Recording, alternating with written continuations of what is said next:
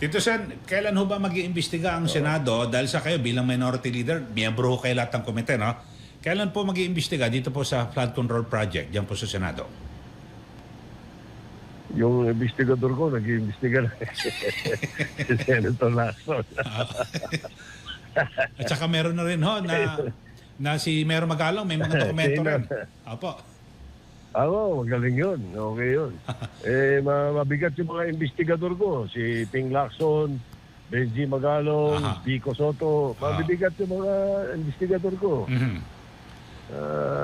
Lilitaw lahat ang baho nila dyan. Opo. Pero dito ho, Tito Sen, may mga panukala na kasi sa House, no, sabi ho nila, sabi nga ni Presidential son, Majority Leader Sandro Marcos, na mas maganda wag mag-imbestiga yung House, no, dahil sa may mga di umano nasangkot na kongresista sa Senado, baka lumabas na may sangkot din di umano na senador, sa lang, independent body ho kaya ito mag-imbestiga. Napasan mo. Pwede, pwede. Yung gusto ng presidente na magkaroon ng independent body to investigate, pwede rin. Maganda rin yun. Pero hindi maiiwasan sa amin sa Senado na mag-imbestiga lalo na rin sa amin. Hindi namin alam yung records sa House Basta importante sa amin yung dumating sa amin sa GAB. Yung dumating sa amin na General Appropriations Bill galing sa House.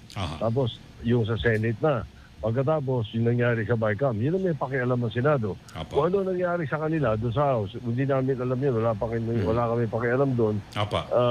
Bahala silang mag-imbestiga sa sarili nila. Ayan, at hindi naman lahat ng member ng House ay kontratista. Hindi naman lahat ng member ng House ay maaaring involved. So, marami doon ang mga, ano na rin, punong-puno na ang ng sama ng loob. Apo, 67 lang daw 67 lang ang contractor. Sabi ni Senator Ping Lacson. Hindi naman lahat. Okay. Yun na nga Kaya nga, magkaalaman na. Ganun din sa Senado, magkaalaman na para magising na yung mga kababayan natin. Apo.